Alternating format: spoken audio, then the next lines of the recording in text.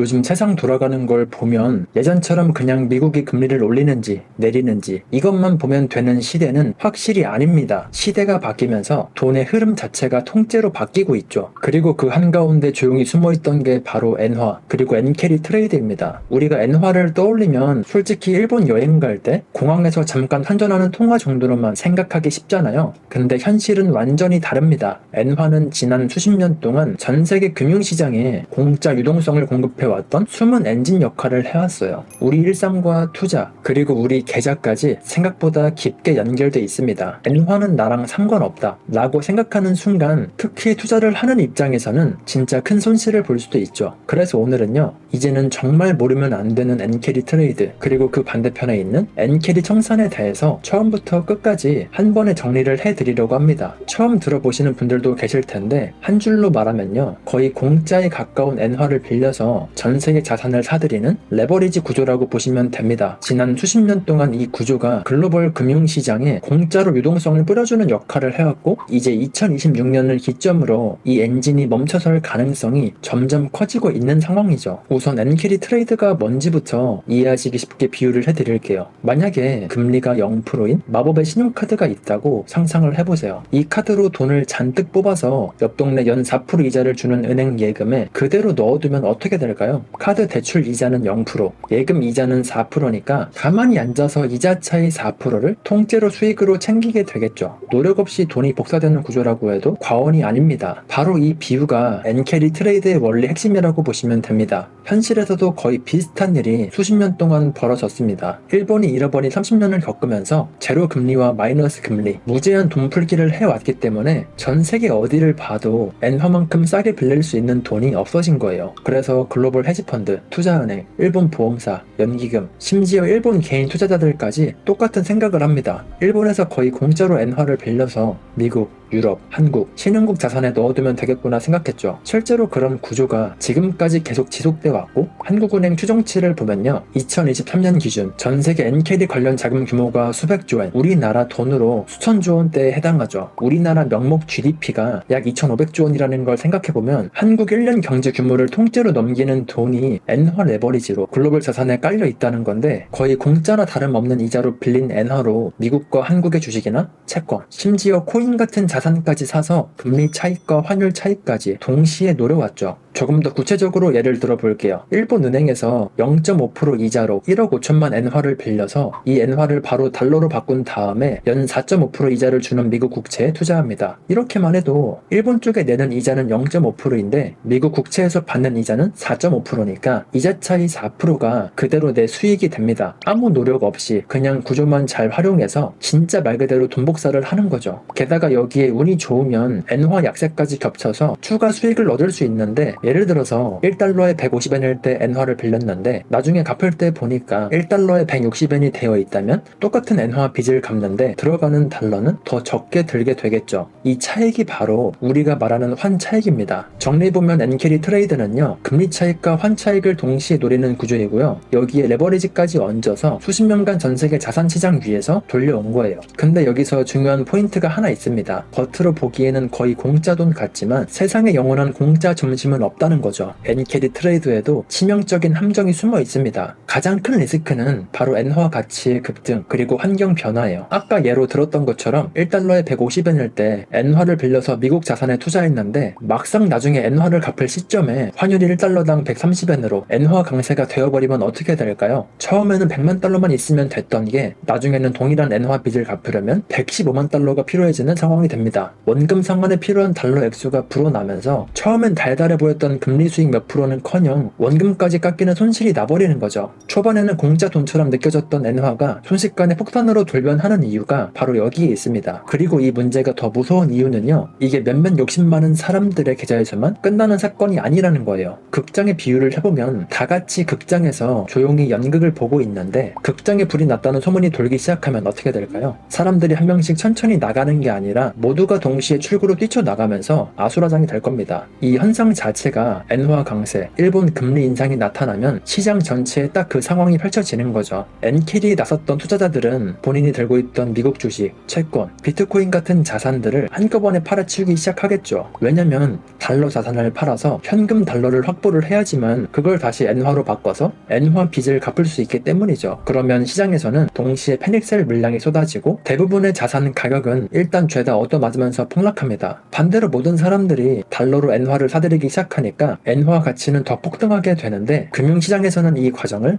언와인딩, 우리 말로는 보통 포지션 청산이라고 부릅니다. 쉽게 말해서 그동안 벌려놓은 투자 포지션 전체를 한꺼번에 강제로 정리하는 상황이라고 보시면 되는데 실제 사례를 봐도 알 수 있습니다. 2008년 글로벌 금융위기 때 엔달러 환율은 125엔에서 87엔까지 떨어지면서 엔화 가치가 30% 이상 폭등했는데 이 과정에서 엔캐리 청산으로 전 세계에 있던 자금들이 일본으로 돌아가면서 글로벌 증시의 원자재 시장 하락에 추가 충격을 줬었고 작년 8월 5일에도요 일본 도쿄 증시에서는 니케이 지수가 1987년 블랙 먼데이 이후로 최악의 1일 폭락을 기록했습니다. 동시에 엔화 가치는 불과 한 달 사이에 13%나 급등하기도 했고요. 일본에서 시작된 이 폭풍은 곧바로 전 세계로 번졌습니다. 국제결제은행의 분석에 따르면요 엔캐리 청산의 여파로 한국 코스피 지수마저 2008년 글로벌 금융위기 이후로 가장 큰 폭의 하락을 겪었다고 하죠. 불과 며칠 사이에 아시아 증시가 줄줄이 무너지고 미국 시장도 공포에 휩싸이면서 상당히 많이 하락했는데 겉으론 미국 경기 침체 우려 같은 뉴스가 원인처럼 보였지만 그 속을 들여다보면 바로 엔캐리 트레이드의 집단 청산이 촉발한 결과였죠. 과거는 과거고 앞으로가 더 문제입니다. 많은 경제 전문가들은 2026년에 엔캐리 트레이드 청산을 조심해야 된다고 말하고 있는데 이유는 간단합니다. 돈줄을 쥔 두 나라, 즉 일본과 미국의 통화 정책 방향이 크게 바뀌고 있기 때문이죠. 먼저 일본입니다. 일본은 부동산, 주식 거품 붕괴 이후로 잃어버린 30년 동안 경기 부양을 위해서 제로금리, 마이너스 금리까지 동원하면서 초저금리 정책을 유지해 왔습니다. 여기까지는 다들 아시는 내용이죠. 그 덕에 전 세계에서 일본 엔화만큼 싸게 돈을 빌릴 곳이 없는 구조가 만들어졌었죠. 그런데 드디어 최근 들어서 일본에도 물가와 인건비 상승이 꿈틀대는 인플레이션 조짐이 나타나고 있습니다. 그래서 일본 은행은 오랫동안 유지하던 마이너스 금리를 끝내고 서서히 금리를 정상화에 나서기 위해서 금리 인상을 하겠다고 말하고 있죠. 실제로 2024년 3월 일본 은행은 17년 만에 처음으로 정책 금리를 인상하면서 마이너스 금리를 철회했고 다가오는 12월 19일에도요 0.25% 금리 인상을 하겠다고 말하면서 일본 기준 금리는 0.75%로 올릴 확률이 아주 높은데요. 불과 몇 년 전까지는 일본 금리를 올린다는 말 자체가 상상하기 어려웠는데 이제는 현실이 되어가고 있는 겁니다. 특히 최근에는 일본 국채 금리가 심상치 않은데요. 실제로 2025년 12월 초에 일본 2년물 국채 금리가 1.03%까지 오르면서 2008년 이후로 처음으로 1%를 넘어섰다고 하는데 반대로 미국은 어떨까요? 다들 아시다시피 미국은 2022년부터 급격한 금리 인상기를 거치면서 현재 상당히 높은 기준금리를 유지하고 있는데 이제는 인플레이션이 완전히 잡히진 않았지만 2% 후반대로 잡히고 경기가 둔화되면서 신중하게 금리 인하를 하는 움직임이죠. 최근 12월 10일에 금리 인하를 하면서 미국의 기준금리도 4% 아래로 떨어지게 됐는데 이렇게 되면 한쪽에서는 일본 금리가 올라가고 다른 한쪽에서는 내려가게 되니까 미국과 일본 간의 금리차가 점차 좁혀지게 됩니다. 불과 얼마 전까지는요 미국 금리가 일본보다 4%에서 5% 가까이 높아서 굳이 환율 위험을 감수하고서라도 엔화를 빌려서 달러 자산에 투자할 명분이 있었지만 이제는 금리차가 2에서 3% 수준으로 줄어들고 여기서 더 줄어든다면 얘기가 달라집니다. 리스크를 감수하고 엔화를 싸게 빌릴 메리트가 줄어드는 거죠. 그럼 이렇게 미국과 일본의 금리차가 줄어들고 엔화가 강세로 들어서면 엔캐리 자금은 어떻게 될까요? 투자자들이 조용히 포지션을 줄이고 끝나면 좋겠지만 역사는 그렇게 온순하게 흘러간 적이 많지 않습니다. 총 두 가지 시나리오가 있는데 첫 번째는 연착륙입니다. 말 그대로 부드럽게 착지하듯이 일본이 금리를 천천히 올리고 미국도 금리를 천천히 내리는 시나리오죠. 시장 참여자들이 미리 눈치를 채고 조금씩 엔캐리 포지션을 정리해 나간다면 엔화 강세와 글로벌 자산 가격 조정이 걱정하는 것만큼 폭락하지 않고 완만하게 진행될 수 있는데 실제로 2024년부터 2025년에 일본 은행이 작은 정책 변화를 줄 때마다 일부 엔캐리 자금이 축소되면서 하면서 시장이 출렁이긴 했지만 금방 또 안정이 되기도 했죠. 만약 2026년에도 큰 충격 없이 이런 식으로 조금씩 수증기가 빠지듯이 진행된다면 우리가 기대해볼 수 있는 최상의 시나리오지만, 하지만 두 번째 시나리오는 경착륙 시나리오입니다. 즉 거친 급제동이죠. 예를 들어서 일본이 예상보다 빨리 아니면 큰 폭으로 금리를 올리거나, 아니면 미국 경기가 급격하게 안 좋아져가지고 연준이 급하게 금리를 대폭 내려버리는 이런 안 좋은 상황도 고려해볼 수 있겠죠. 이럴 때는 불과 몇 달 사이에 미국과 일본의 금리 차가 급격하게 좁혀지면서 엔캐리 트레이드에 참여한 사람들이 패닉에 빠질 수 있습니다. 게다가 이런 위기 상황에서는 투자자들이 금리가 내려가는 달러보다 금리가 오르는 엔화를 더 선호하는 경향이 있어서 엔화 수요까지 폭증한다면 얘기는 더 심각해집니다. 수많은 엔캐리 자금이 다 같이 일본으로 되돌아가려고 한다면 전 세계 증시는 패닉과 급락에 휩싸이게 되겠죠. 그럼 이쯤에서 어떤 분들은요, 이렇게 생각할지 모릅니다. 엔캐리 자금이 빠져나가면 빠지는 거지, 그게 왜 내 투자랑 직접적인 관계가 있나? 일본이나 미국 얘기니까 나랑 전혀 상관이 없을 거라고 생각하겠지만, 하지만 그건 몰라서 하는 소리죠. 한국 증시는 물론이고 우리 자산에도 99% 확률로 큰 충격이 올 수밖에 없어요. 왜냐면 한국 증시는요, 외국인 투자 비중이 아주 높습니다. 코스피 시가총액의 30에서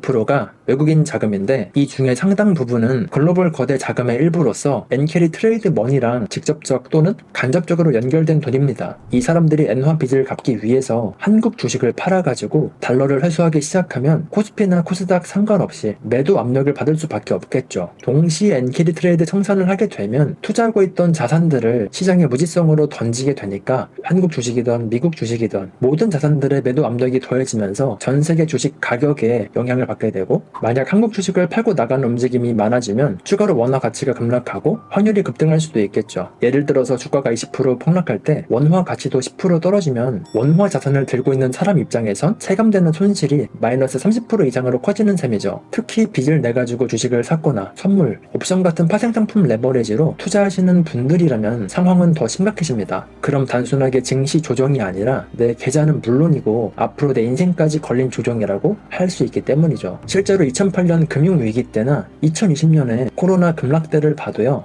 위기를 기회로 만든 사람도 있지만 무리해서 빚내고 레버리지까지 끌어쓴 사람들은 대부분 시장에서 퇴출당하거나 전재산을 다 날린 사례들을 쉽지 않게 찾아볼 수 있습니다. 그렇다면 엔캐리 청산 위기의 조짐은 미리 포착할 방법이 없을까요? 완벽하진 않지만 몇 가지 조기 경보 신호들을 체크해 볼 수 있습니다. 총 5가지 정도가 있는데, 먼저 첫 번째는요, 엔달러 환율의 급격한 변화입니다. 보통 환율은 아무리 많아야 하루에 1% 이내로 움직이는데, 만약 엔화가 하루에 2%, 3% 이상 갑자기 강세로 방향을 튼다면 이건 비정상적인 변동으로 볼 수 있죠. 만약에 1달러에 150엔 수준이던 엔달러 환율이 며칠 만에 140엔 초반대까지 간다면 이건 누군가 엔화를 엄청나게 사고 있다는 뜻이고, 뒤집어서 생각해보면 엔캐리 자금이 급하게 청산되는 신호로 볼 수 있겠죠. 그리고 두 번째는요, 일본 국채 금리의 움직임과 일본 은행의 행동입니다. 일본 10년물 국채 금리가 평소보다 급등하고 일본 은행이 시장 예상을 뛰어넘는 매파적 발언을 하는지 안 하는지 꾸준히 지켜봐야 될 필요가 있죠. 그리고 세 번째는요, 글로벌 시장의 이상 징후입니다. 보통 안전자산 선호가 생기면 주가가 떨어질 때 달러가 강세를 띱니다. 그런데 세계 증시, 특히 신흥국 증시가 급락하는데 엔화는 오히려 강세를 보이는 비정상적 조합이 나타난다면 이것도 상당히 위험한 신호로 볼 수 있죠. 왜냐면 엔캐리 청산의 전형적인 패턴 중에 하나니까요. 실제로 작년에도요, 아시아 증시가 폭락할 때 엔화 혼자 강세였습니다. 그리고 네 번째는요, 미국의 특정 자산군 폭락입니다. 특히 기술주나 성장주 같은 이런 고위험 자산들이 뚜렷한 이유 없이 선제적으로 크게 하락하기 시작하는지 봐야 되죠. 왜냐면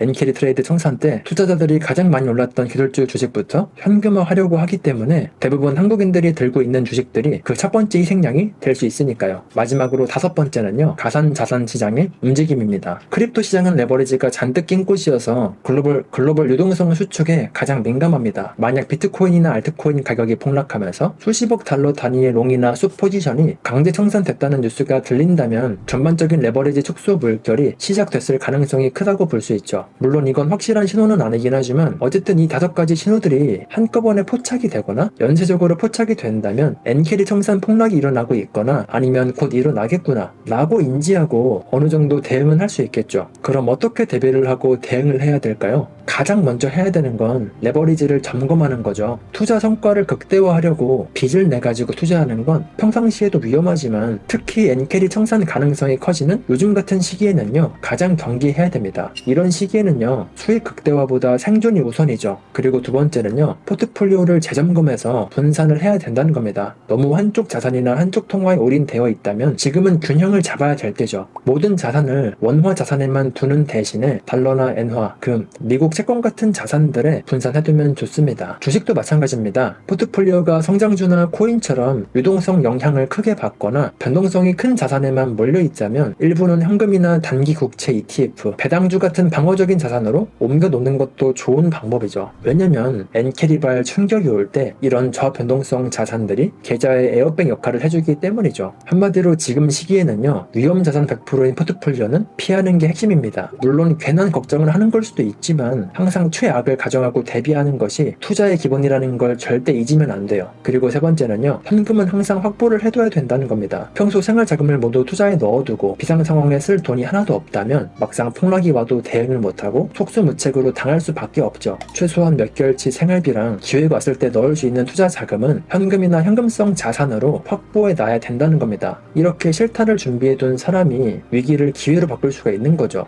막상 기회가 왔는데 총알이 없으면 어떻게 돼요? 그냥 넉넉고 기회가 지나가는 걸 지켜보기만 해야 됩니다. 역사적으로 큰 위기에서 돈을 번 사람들은요 위기가 오기 전에 항상 현금을 준비하고 때를 기다린 사람들이었습니다. 어렵게 느껴지신다면 지금 당장 작은 것부터 실천해보세요. 불필요한 소비나 대출을 줄여서 비상 자금을 마련해 보는 것도 하나의 위기 대비 전략이 될 수도 있겠죠. 그리고 마지막으로 엔캐리 청산이 일어나게 되면요 엔화 강세로 엔화의 가격이 비싸지기 때문에 일본 ETF나 일본 주식에 투자를 하는 것도 하나의 방법이 될 수 있습니다. 대신 일본의 수출 기업들은 엔화 강세가 되면 가격 경쟁력이 떨어지기 때문에 수출 기업보다는 엔화 강세 수혜주를 고르는 게 좋은데 업종들을 예로 들자면요 매출이 주로 일본에서 일어나는 업종들을 골라볼 수 있겠죠. 보통 일본 안에서 가구, 유통, 생활소비재 사업을 하는 기업이나 해외에서 원재료 수입을 해오는 기업들을 고르거나 아니면 일본 금리가 이제 정상화가 되면 금융주도 생각해볼 수 있겠죠. 반대로 사면 리스크가 높은 일본 기업 주식은요 자동차, 로봇같이 수출 비중이 높은 종목은 웬만하면 피하는 게 좋습니다. 특히 니케이 225는 기업 구성에서 수출 비중이 상당히 높기 때문에 ETF로 접근을 하신다면 토픽스 중소형주 아니면 내수나 소비 중심의 ETF로 투자를 하거나 엔화 자체에 투자하는 JPY ETF를 고려해봐도 좋아요. 사실 이런 거 말고도 성장 가능성이나 투자 매력도를 보면 폭락한 미국 주식이나 다른 자산을 사는 게 더 매력적이기는 하겠지만 투자의 정답은 없기 때문에 여러 가지 시나리오는 열어두고 나한테 맞는 방법을 생각해두는 게 중요하겠죠. 이제 엔화는 더 이상 여행 갈 때나 몇 푼 환전하는 그런 통화로만 바라보면 안 됩니다. 이제는 금융시장의 흐름을 바꿀 수도 있는 중요한 자산으로 봐야 되죠. 오늘 준비한 영상은 여기까지입니다. 영상이 도움이 되셨다면 구독과 좋아요, 댓글까지 부탁드리고요. 다음에도 도움이 되는 영상으로 찾아뵙겠습니다. 시청해주셔서 감사합니다. 좋은 하루 보내세요.